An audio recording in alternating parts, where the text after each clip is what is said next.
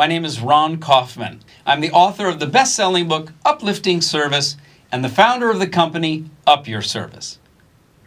One of the most critical elements in building a superior and sustainable service culture is the role of leadership. In our work with many organizations, in a wide range of industries, and in cultures all over the world, we have identified specific behaviors of successful leaders who bring their organizations to a higher level of service performance and who build a culture that keeps that service strong over time. We call these the 7 rules of service leadership. The first rule is declaring service a top priority. Now, there are always various issues in business: increasing sales, increasing profits, cutting costs, improving speed, entering new markets, acquiring new customers. But when you look at the organizations who have been reputed for rock-solid service cultures, all of them declare service a top priority. Singapore Airlines, service even other airlines talk about. Changi Airport, the most awarded airport on the planet, who focus on service that's personalized, positively surprising, and stress-free. The Ritz-Carlton hotels. We are, ladies and gentlemen, serving ladies and gentlemen. Zappos, powered by service. American Express, Apple, Nordstrom, legendary brands that are built on a foundation, a declaration that service counts. It's important. Service is a top priority. The second rule of service leadership is to be a great role model, to be seen and heard as walking the talk with customers and with colleagues, with suppliers, partners, vendors, people who report to leaders and people that leaders work with. The definition of service is taking action to create value for someone else.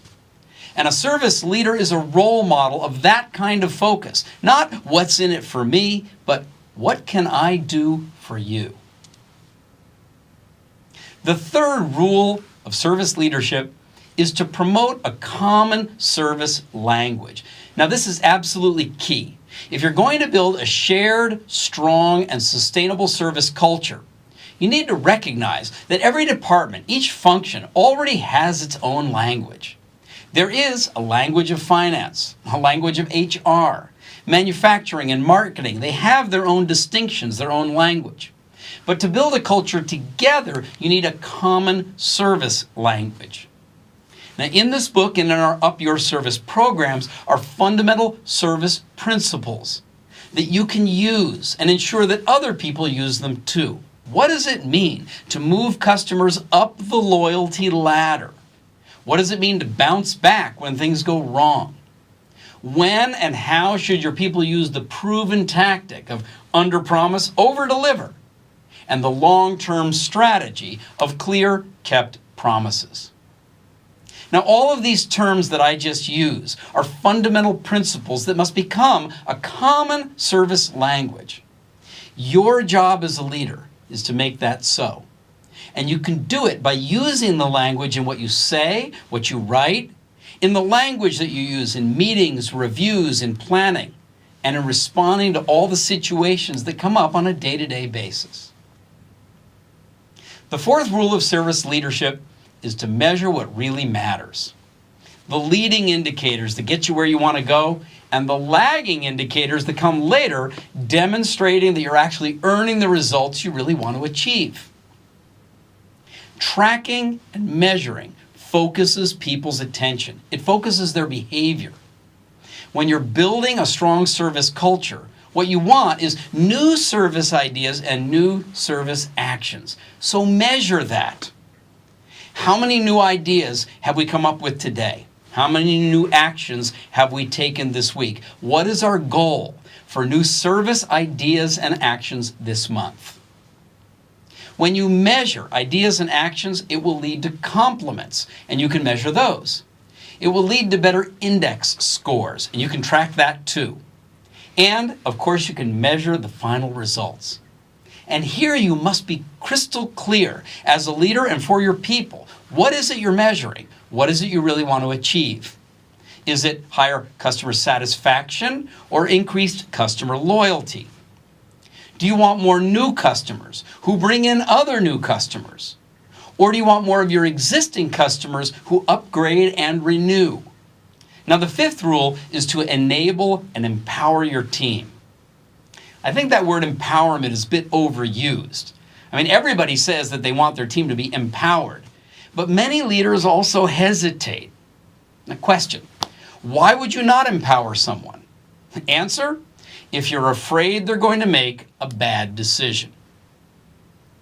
But if you could be sure that they would definitely make a good decision, would you empower them? Gladly. Well, then the question really is, how can you be sure? And the answer is to enable, teach, coach, support, mentor, correct, encourage. Empower your people without enabling your people can lead to frustration on both sides. Now, the sixth rule of service leadership is to remove the roadblocks to service. And there are some things that only leaders can change. Certain policies, procedures, budget restrictions, spans of authority or control. In these areas, some practices keep on going simply because we've always done it that way. Well, these practices, these legacies, may have outlived their usefulness, if they were ever useful in the first place. When this kind of issue is identified as a roadblock to delivering better service performance to customers or to colleagues, then it's up to the leader to remove the roadblocks to service. And finally, number 7 is to sustain the focus and enthusiasm for service. Let's face it, there's a wear and tear in the business environment. There will always be upset customers and difficult situations, always new things to learn, unexpected conditions or competition. It can be too easy to simply lose focus or change focus and then have a hard time getting it back. A successful service leader maintains focus and enthusiasm for service. How? Through education, recognition, continuous focus on service improvement, always using and promoting the common service language, and personally, walking the talk. The 7 rules of service leadership. To build a superior and sustainable service culture, you and the other leaders in your organization need to understand these 7 rules, and you need to use them. Para mais informações sobre como criar uma cultura de serviço na sua organização, participe dos exercícios práticos que serão realizados no workshop com Ron Kaufman, o número 1 em Customer Experience no mundo. Em São Paulo, dia 1º de dezembro, oportunidade única para conhecer mais e ter muito